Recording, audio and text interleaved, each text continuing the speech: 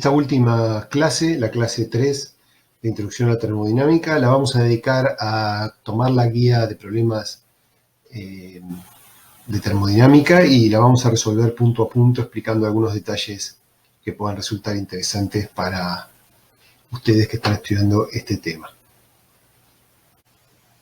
Bueno, en la pregunta 1 dice: si pudiéramos introducirnos dentro de un material con un diminuto martillo y golpear alguno de sus átomos, ¿qué sucedería con la energía interna y la temperatura del material? Para esta pregunta nos tenemos que imaginar una muestra cualquiera de materia y suponer que a través de uno de estos martillos le hemos dado energía a alguno de sus átomos en particular. ¿Sí? Entonces vemos cómo se han excitado, por ejemplo, dos de estos átomos de nuestra estructura cristalina. Si vamos entonces a la definición de energía interna que dimos anteriormente, vamos a encontrarnos con los términos típicos de las posibles formas de energía que tiene una molécula, y en este caso, al haber golpeado las moléculas, es muy probable que los cuatro términos se vean incrementados de alguna forma, es decir, el centro de masa haya adquirido mayor velocidad dentro de la red, su energía rotatoria puede ser también que se haya incrementado y empiece, si el átomo tiene algún otro, digamos, si la molécula tiene otros componentes, podamos verla en forma oscilatoria con respecto al centro de masa, y por eso, desde ya, la energía interna mutua también puede haber sido un factor que se haya incrementado. La cuestión es que vamos a confirmar entonces que la energía interna sí se incrementa en este problema, si golpeo solo 2, desde ya que se va a incrementar, y la temperatura, dado que es la sumatoria de todas las energías cinéticas de traslación que tenga el centro de masa, confirmamos que también se ha incrementado, dividido por la cantidad de partículas, es muy seguro que desde ya el promedio se incremente. Y dado que esta energía cinética media define proporcionalmente a las escalas de temperatura. Por lo tanto, tanto la energía interna como la temperatura se vieron aumentadas en este problema. En la pregunta 2 nos dice: ¿los choques entre las moléculas de un gas incrementan la temperatura del mismo? Bueno, en un caso como este, como ya vimos, recuerdan en la simulación, donde se veía el incesante choque que tienen las partículas de un gas constantemente entre sí, esos choques son choques elásticos. Y como ya vimos anteriormente con Pablo, los choques elásticos conservan la energía cinética del sistema.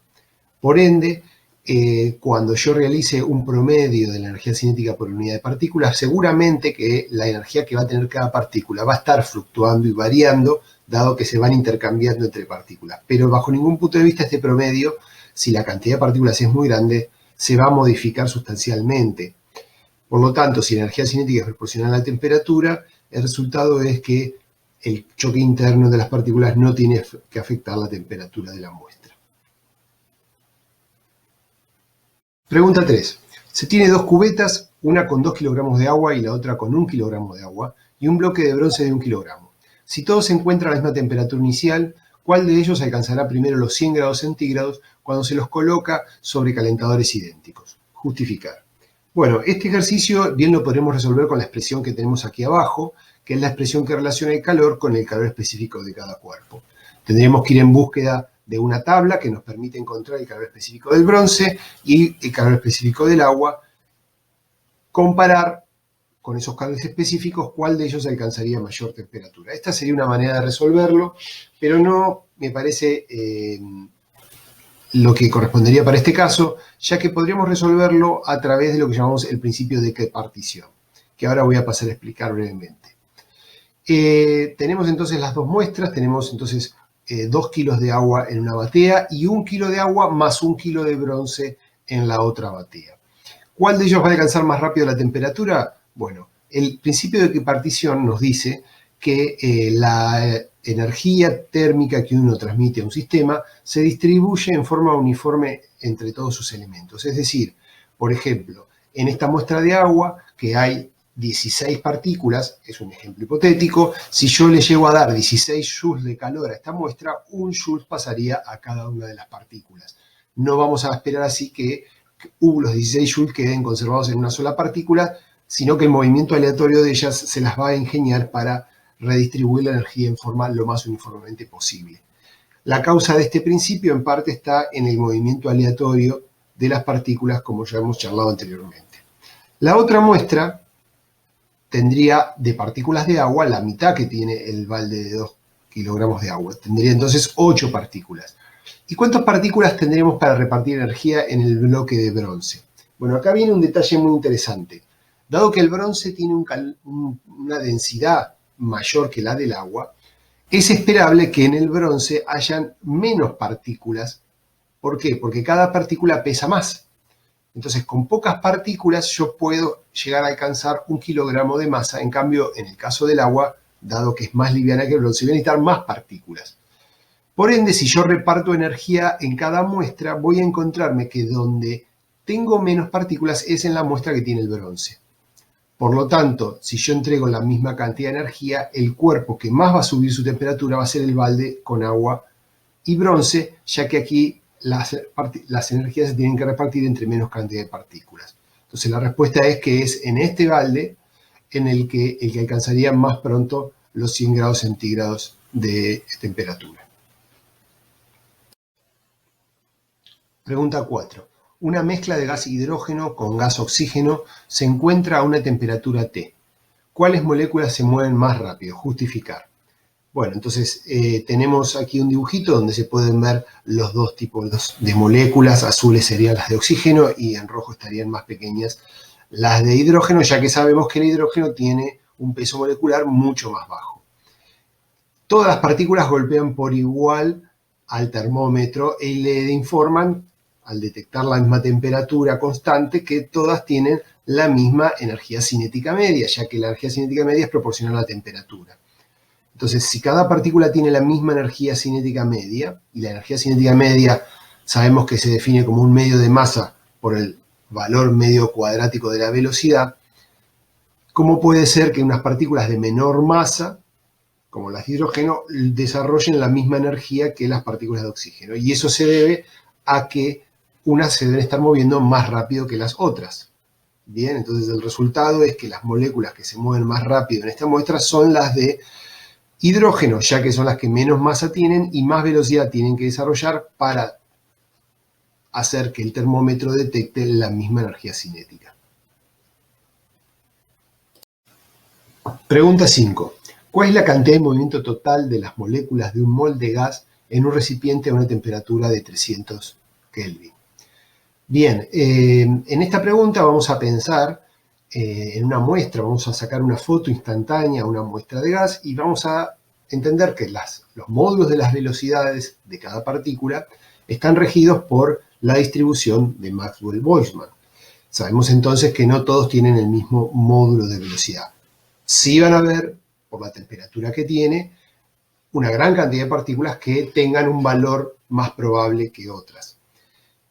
Eso con respecto a los módulos. ¿Qué pasa con respecto a las direcciones? Porque recordemos que la cantidad de movimiento, lo que me está pidiendo el ejercicio es que yo piense cuánto vale la cantidad de movimiento total si yo sumo esa masa por velocidad que tiene cada una de las partículas. Bueno, sabemos muy bien que dado el gran desorden que tiene y el gran caos, esto ya lo hemos dicho, las componentes de las velocidades medias, los valores medios, si yo los promedio todos los valores de velocidad en X, de Y y de Z, voy a obtener 0. Justamente, dada la gran cantidad de partículas y que la probabilidad de tener un valor de dirección definida es muy baja, todas tienen por igual la misma cantidad de posibilidades de estar apuntando en alguna de las direcciones posibles que me permite el espacio de 3 dimensiones. Por lo tanto, el valor medio del vector velocidad, ojo, el vector velocidad, no el valor medio del módulo, sino el valor medio de la velocidad, me tiene que dar nulo. Y si definimos la cantidad de movimiento como masa por velocidad, la cantidad de movimiento media de todo ese sistema tiene que dar 0, dado que justamente este vector no tiene ninguna dirección preferencial y al sumarlos tendrían que anularse con el resto de las cantidades. Pregunta 6. Tenemos dos recipientes de igual volumen. Uno de ellos contiene 2X moléculas de un gas A y el otro X moléculas de un gas B, cuya masa molecular es mayor que la de A, como muestra la figura. Sabiendo que los dos recipientes se encuentran a igual temperatura, analizar las siguientes afirmaciones indicar las que son correctas y corregir las incorrectas. Bien, entonces está la pregunta A, B, C, D y abajo hay una imagen que representa los gases con sus partículas. Entonces vamos a responder cada una de las preguntas. La A dice lo siguiente. La energía cinética media de las moléculas de A es igual a la energía cinética media de las moléculas de B. Dado que la consigna dice que las temperaturas son iguales y sabemos que la temperatura es un promedio de la energía cinética media, vamos a concluir que es correcta la afirmación. La B dice la velocidad media de las moléculas de A es igual a la velocidad media de las moléculas de B. Bueno, ya esta afirmación no es correcta, dado que el hecho de tener la misma energía cinética no implica que tengan la misma masa, que de hecho es lo que confirma el problema, que el gas A tiene una masa más pequeña y el gas B tiene una masa más grande. Entonces, para poder tener ambas la misma energía cinética, su velocidad cuadrática media tiene que ser, en el caso de las moléculas de menor masa, mayor y menor para el gas de partículas de mayor masa. Entonces vamos a corregirla y diremos que la velocidad media de las moléculas de A es mayor que la velocidad media de las moléculas de B. La subpregunta C dice, la presión del gas A es 2 veces mayor que la presión del gas B. Bueno, si recordamos, desarrollamos en la clase 1 de termodinámica la expresión de presión para un gas, en donde vimos que depende del número de partículas totales, del volumen total, de la masa de las partículas y del valor medio cuadrático. Esos son los parámetros. Pero masa por velocidad sabemos que es parte de la definición de energía cinética media. Entonces podemos reescribir la presión de un gas de esta forma. Concluimos entonces que si ambos gases tienen la misma energía cinética, pero el número de partículas no es la misma, entonces quien va a tener más presión va a ser el que tenga mayor cantidad de partículas. Y es correcta entonces la afirmación porque justamente el gas A tiene 2 veces más partículas que el gas B. Entonces diremos que sí, la pregunta o la opción, la afirmación C es correcta. La presión del gas A es 2 veces mayor que la presión del gas B. Respecto a la D, dice la energía cinética total de las moléculas de A es igual a la energía cinética total de las moléculas de B. Si recuerdan, lo que me está pidiendo esta afirmación, a lo que está haciendo referencia, es a la energía interna, porque está pidiendo que del gas sumemos todas las energías cinéticas. Y si recuerdan, habíamos dicho que las energías cinéticas de traslación de un gas se pueden calcular haciendo el número de partículas por el valor medio de la energía cinética. Entonces quedaría que si las dos muestras tienen la misma energía cinética, quien va a tener más energía interna es la que más partículas tenga, es decir, el gas A. Esta afirmación es incorrecta, ya que la respuesta sería que la energía cinética total de las moléculas del gas A es mayor a la energía cinética total de las moléculas del gas B. Además de las vibraciones oscilantes del centro de masa de una molécula, las cuales están asociadas con la temperatura, algunas moléculas pueden absorber grandes cantidades de energía en forma de vibraciones y giros internos de la propia molécula. ¿Qué se podría decir acerca del calor específico de los materiales formados por tales moléculas?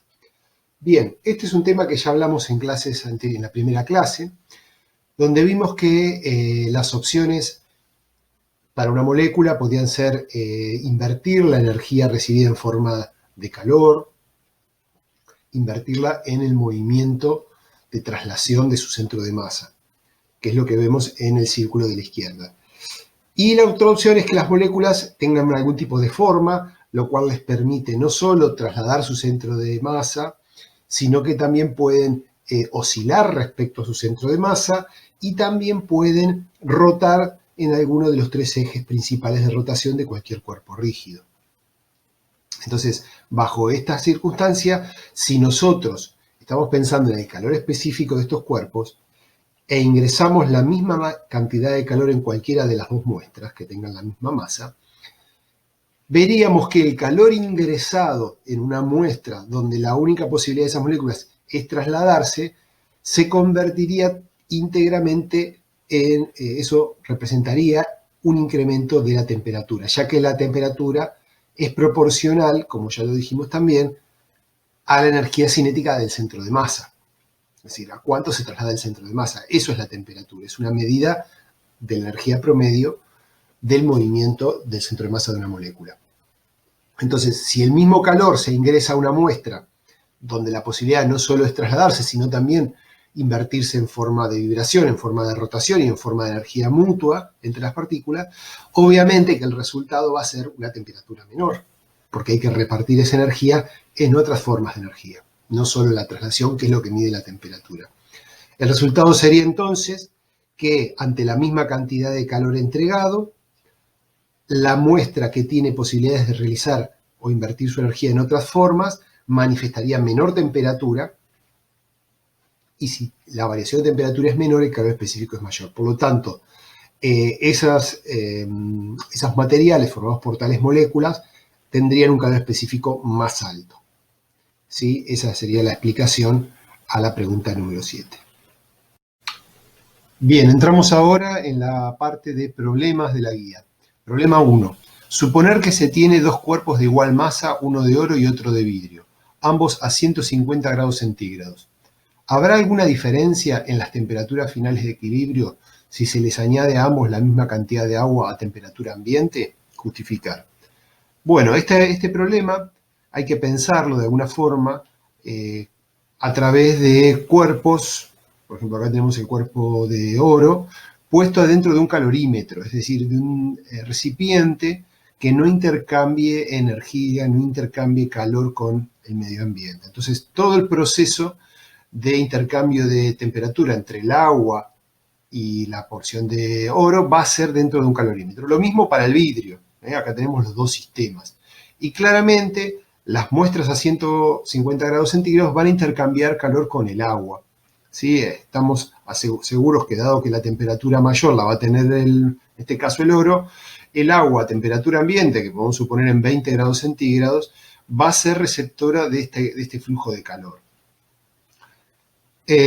A primer golpe de vista, si nosotros analizamos los calores específicos del oro y el calor específico del vidrio, el vidrio es un compuesto, un material que tiene un calor específico más alto, es decir, que necesito más energía para elevar su temperatura. Por lo tanto, si a los dos he llegado a la misma temperatura, 150, es de esperar que tuve que haberle entregado más energía al vidrio.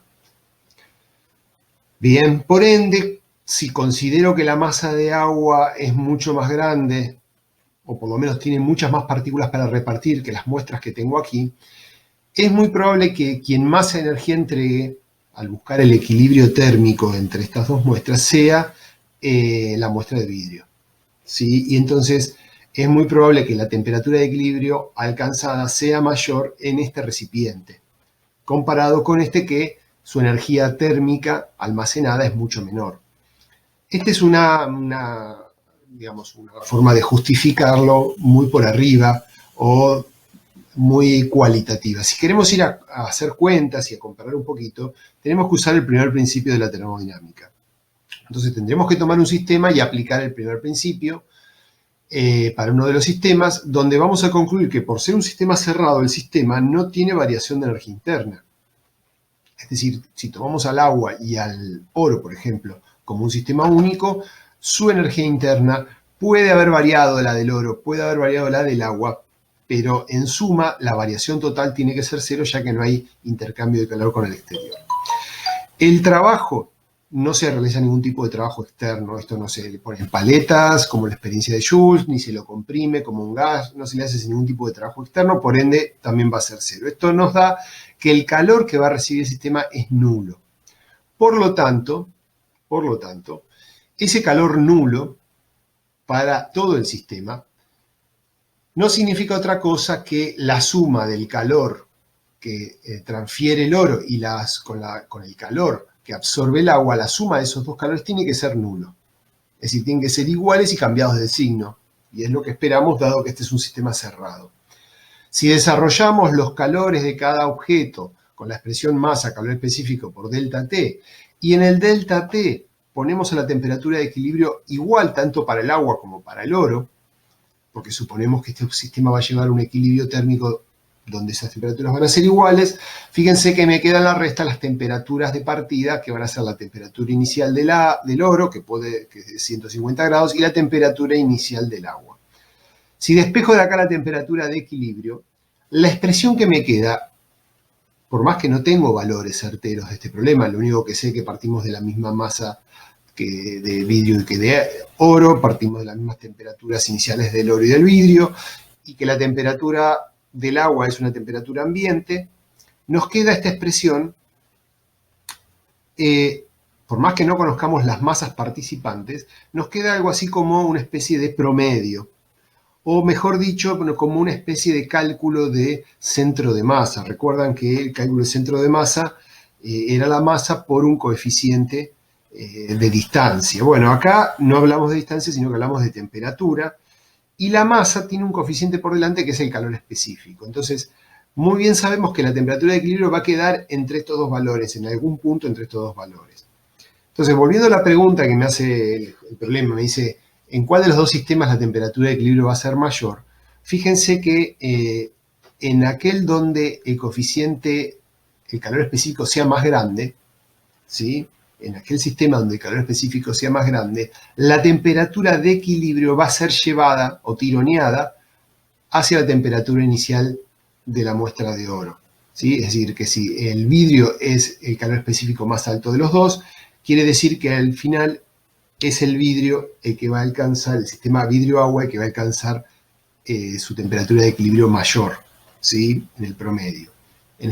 No es un promedio, pero en el hipotético promedio que presupone hacer la cuenta de la temperatura de equilibrio. Tema 2. Dos bloques idénticos A y B de hierro ambos se colocan en contacto y libres de influencias externas, como muestra la figura.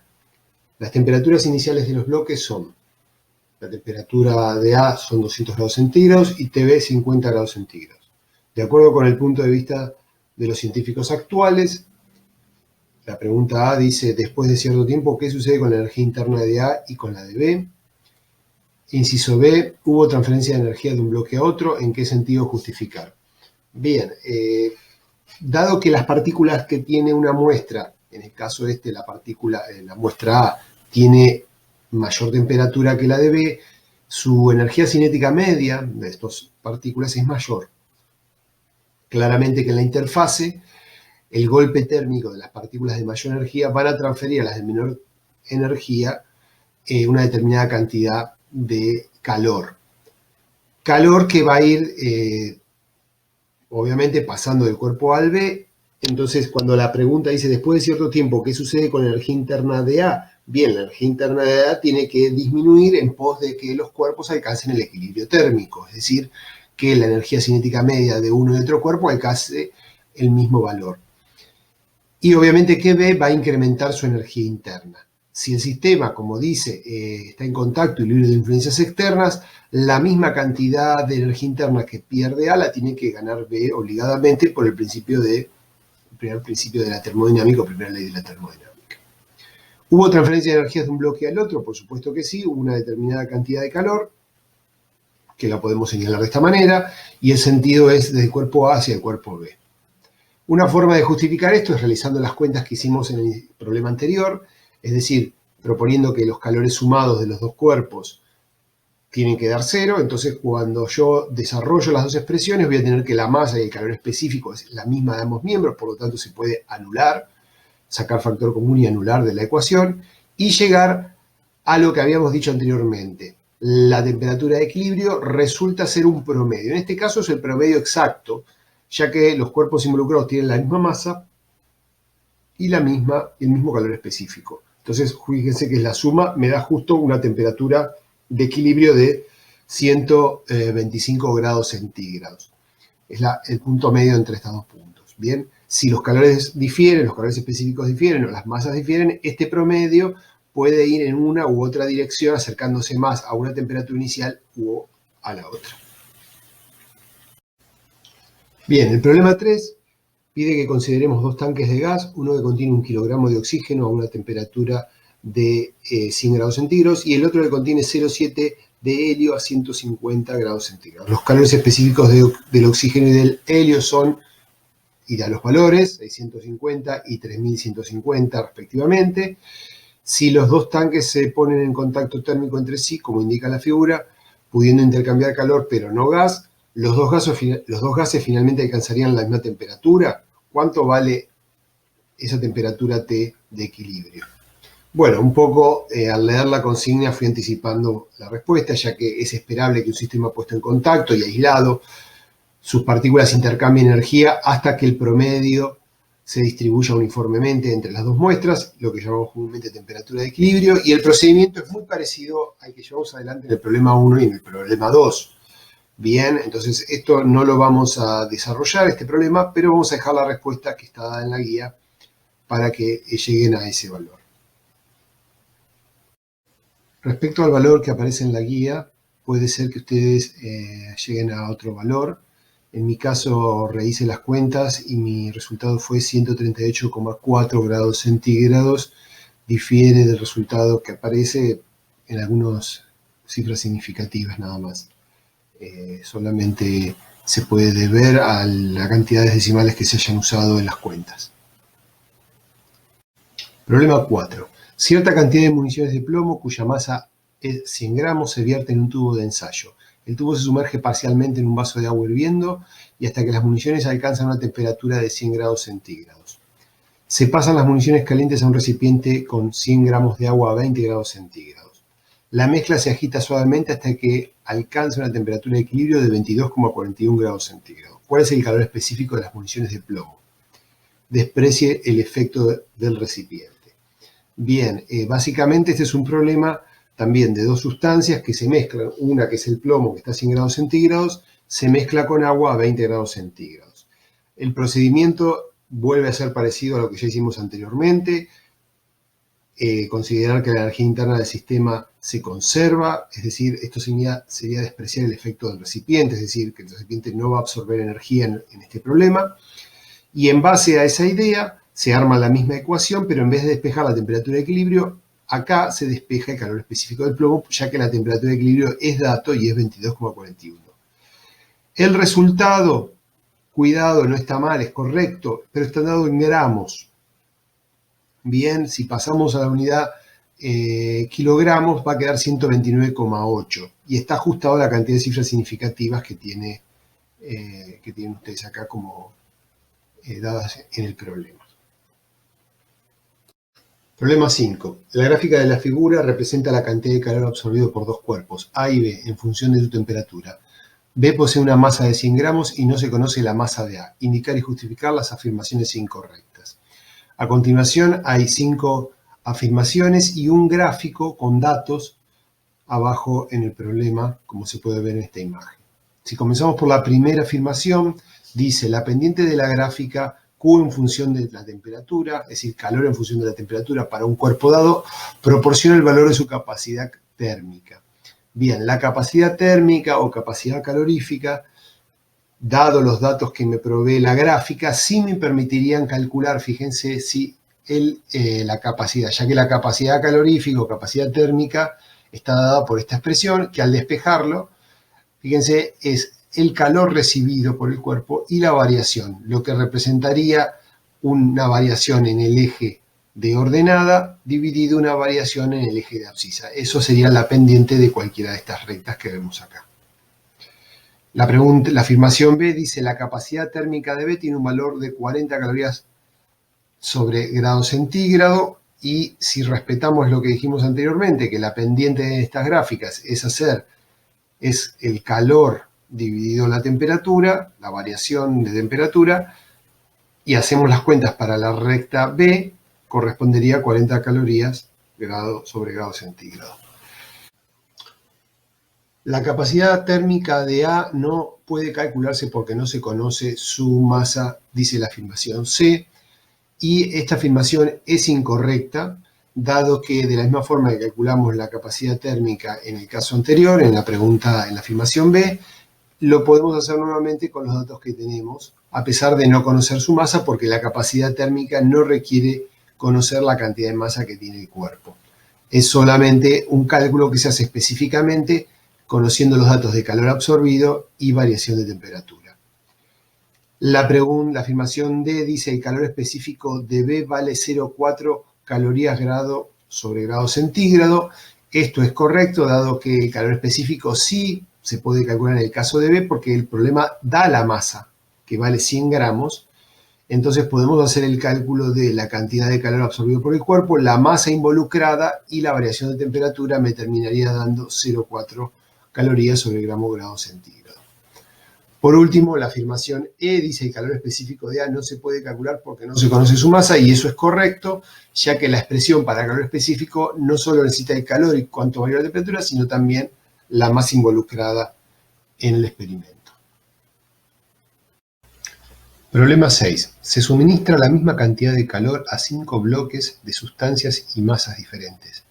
Considerando los datos proporcionados en la tabla 1, determinar cuál de los bloques experimenta mayor elevación de temperatura. Bien, acá tenemos una tabla donde nos han dado los calores específicos y las masas de cada cuerpo. Si vamos a la expresión de calor específico, vemos que básicamente hay una dependencia del calor, de la masa y del calor específico que despejo en la variación de temperatura, me da dependiente de esta forma. Es decir, que hay una relación inversa con la masa y el calor específico. Si multiplico entonces la masa y el calor específico, voy a obtener estos valores para cada sustancia. Eso lo hago en una tablita aparte. Y claramente, por su relación inversamente proporcional, aquellos valores que sean pequeños generarán una variación de temperatura grande. De todos los productos que acabo de hacer, el que da más pequeño es la sustancia E. Por lo tanto, es la sustancia E la que genera la mayor variación de temperatura ante la misma cantidad de calor ingresado. Problema 7. La gráfica de la figura representa la variación de temperatura de un cuerpo sólido en función del tiempo. Al ser calentado por una fuente que libera energía a una potencia constante de 150 calorías sobre minuto, como la masa del cuerpo es 100 gramos, su calor específico en calorías grado centígrado será D, y el problema me da 3 opciones para elegir. Y además me da una gráfica que acompaña el problema, que en el caso de la guía está incompleta y yo agregué los valores que faltaban para llegar a alguna de las opciones que están aquí. Bueno, el problema básicamente se basa en que tenemos que tener en claro la definición de potencia, que es un concepto que ustedes ya vieron con Pablo. En este caso, potencia va a ser, en vez de energía general, vamos a orientarla a lo que es energía en forma de calor dividido tiempo. Entonces el problema dice que 150 calorías sobre minuto, lo que queda calor sobre tiempo, y me permite despejar entonces el calor en función del tiempo que está funcionando. En este caso, el tiempo de funcionamiento es 600 segundos, lo que representa 10 minutos. Entonces, yendo a la expresión de calor específico, yo reemplazo la expresión obtenida y despejo el calor específico, reemplazo el tiempo y despejo el calor específico dándome estos valores y llegando al valor de 0,75 calorías gramos sobre grado centígrado. Problema 8. En la figura se representan 3 cuerpos de materiales diferentes, cuyas masas están indicadas. Al recibir cantidades iguales de calor, estos cuerpos sufren la misma variación de temperatura, es decir, tienen la misma capacidad térmica. Masas iguales de estos materiales, al recibir cantidades iguales de calor, sufrirán variaciones de temperatura delta 1, delta T2, delta T3, respectivamente, cuya relación es, y se da 5 relaciones diferentes entre ellos. Bien, en este problema tomaremos entonces los 3 cuerpos que supuestamente tienen la misma capacidad calorífica, por lo tanto, si yo despejo la expresión de capacidad calorífica, llego a que justamente lo que dice la consigna, al recibir la misma cantidad de calor, los 3 cuerpos varían de la misma forma su temperatura. Si comparo esta expresión con la expresión de calor específico, me doy cuenta que la capacidad térmica tiene una relación con el calor específico, ya que este término no es otra cosa que la capacidad térmica. Si lo reemplazo, me queda esto que vendría a ser una relación entre la capacidad térmica y el calor específico, donde el cuerpo que tenga menor masa, puesto en esta expresión, me daría el calor específico más alto. Y en este caso, ese sería el cuerpo 1. Bien, entonces ya sé cuál es el que tiene el calor específico más alto y cuál le sigue. Le sigue el 3 y luego le sigue el 2. Si voy a la expresión de calor específico, sabiendo cuál es el que tiene mayor calor específico y sabiendo que le voy a entregar a las mismas masas de sustancia la misma cantidad de calor, fíjense, el que tenga mayor calor específico producirá o sufrirá menor variación en su temperatura. Por ende, el cuerpo 1 es el que va a tener la menor variación de temperatura, le seguirá el cuerpo 3 y finalmente el de mayor variación de temperatura tendrá el cuerpo 2.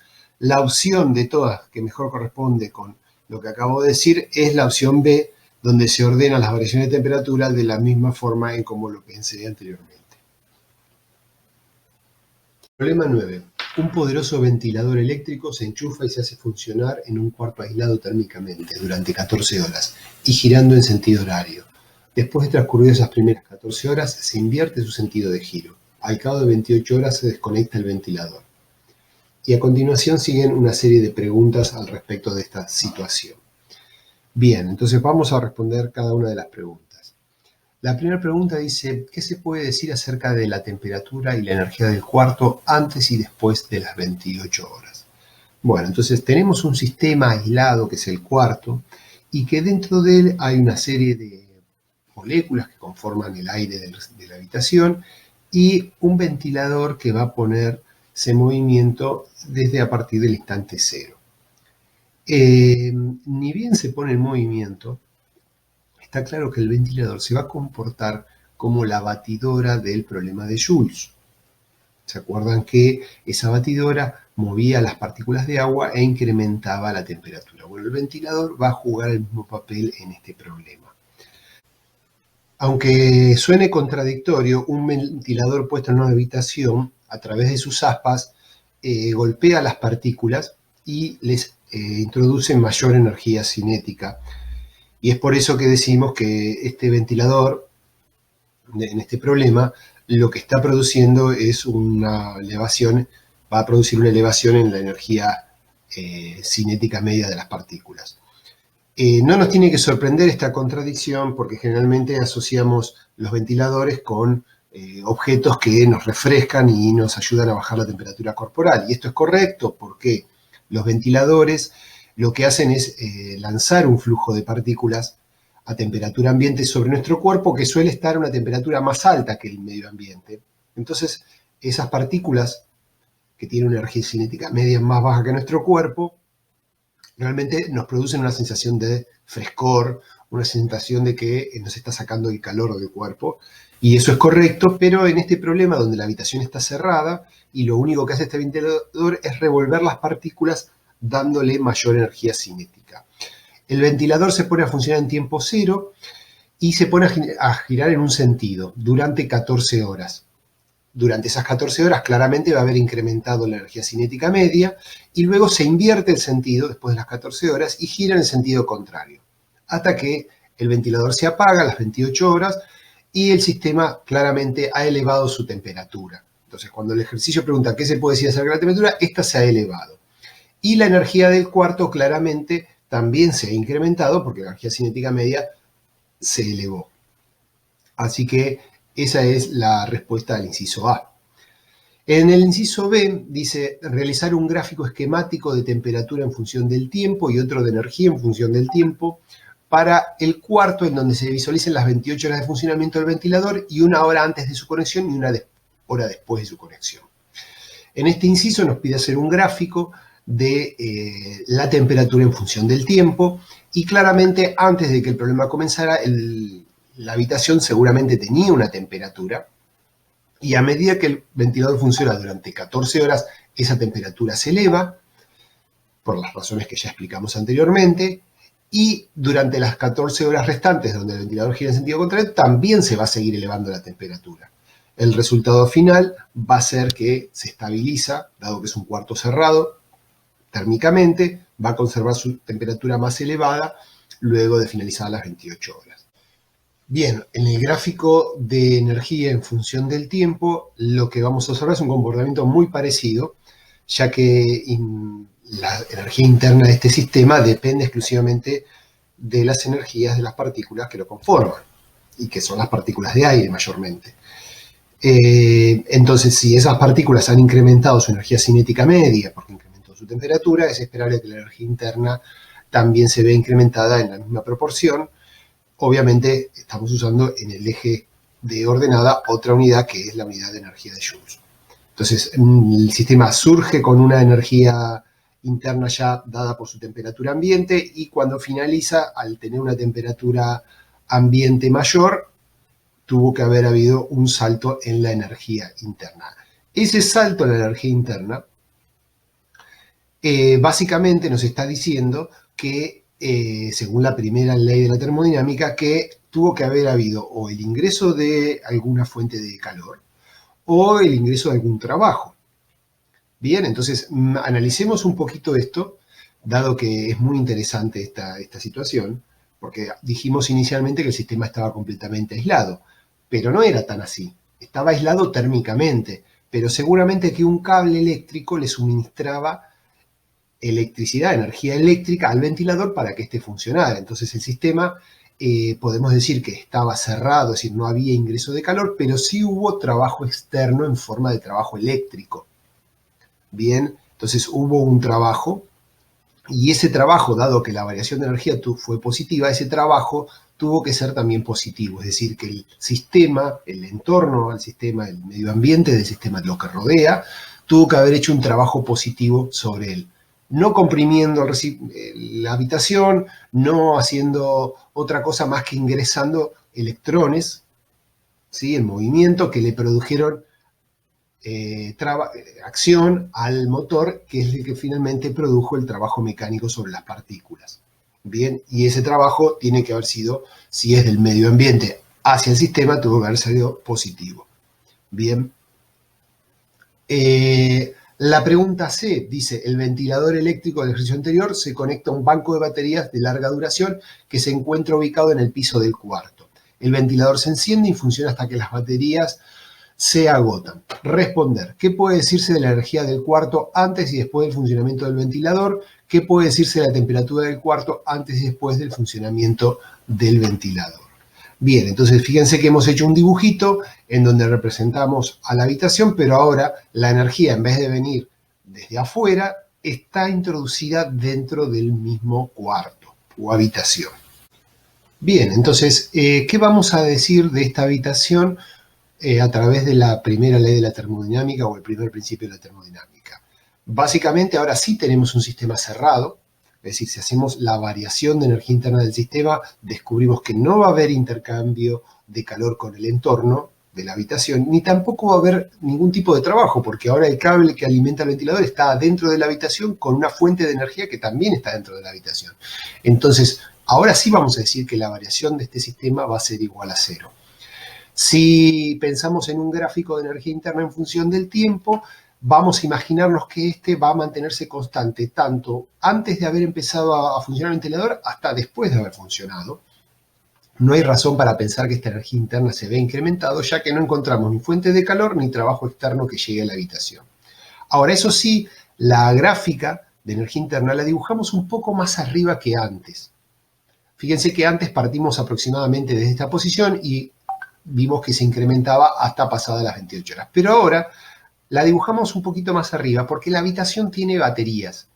Y las baterías tienen una energía interna relacionada con los procesos químicos que se van a desatar ahí adentro y van a poner en movimiento las cargas en forma de una corriente eléctrica que finalmente después va a mover el ventilador.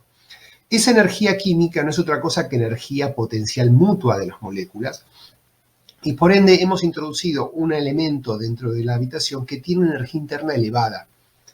Es una energía interna que no se manifiesta en forma de energía cinética, ni energía vibratoria de los átomos, ni oscilante, es una energía interna potencial, comúnmente llamada energía interna química, dado que es producto se va a desarrollar o se va a poner en manifiesto cuando se desarrollan las reacciones químicas de generación de electricidad dentro de la batería.